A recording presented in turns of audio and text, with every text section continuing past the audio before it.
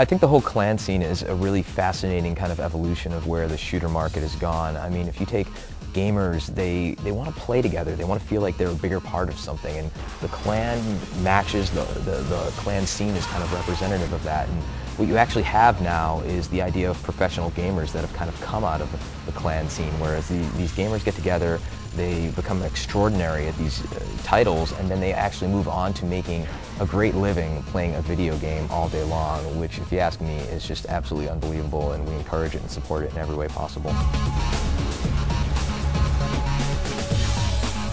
Altfire, I think, yeah, definitely changed the genre, you know, a little bit of first-person shooters. It just added a whole nother layer, you know, gameplay to the whole gameplay mechanic.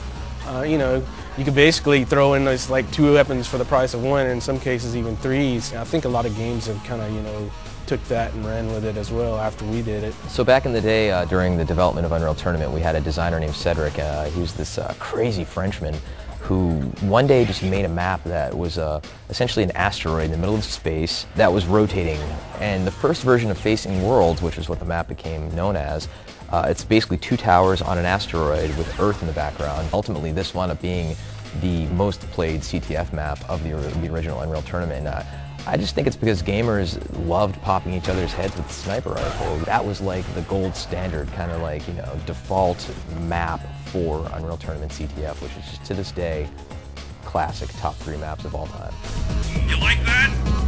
So in the first Unreal Tournament, we had these like taunts that were like a pelvic thrust, and so players could hit a button and they could just kind of like do this kind of thing, and like it was essentially the original humiliation of its day, because players would knock another player out and the player would be in spectator mode for a second. A player would go over him and just kind of do the thrust and just taunt him and just further enrage him and just undermine their ability to play the game and just be a bastard on the internet.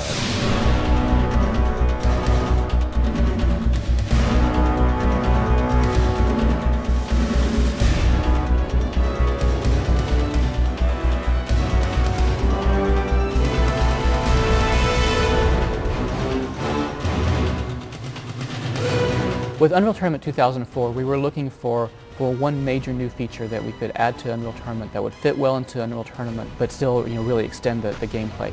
And we had thought about vehicles, but we were concerned that vehicles wouldn't fit with the really fast-paced, on-foot deathmatch style that Unreal Tournament had. Vehicles were kind of a natural extension of where the market was going, and we knew that, yeah, we would have something that was kind of like a buggy, but we'd do the Unreal twist on it where we put giant blades in the front of it. And the impact that that had on map design was actually pretty tremendous, because no longer could you make a traditional corridor shooter type of environment. You had to make very large-scale terrain-filled environments that could handle flying vehicles and driving vehicles and hover vehicles in a large node-based system such as what Onslaught introduced in 2004. Short time to spectacle and carnage, carnage, carnage. Epic is a company that has a reputation for making stellar product that does not ship before its time. We also have a reputation for making beautiful product that plays extraordinarily well.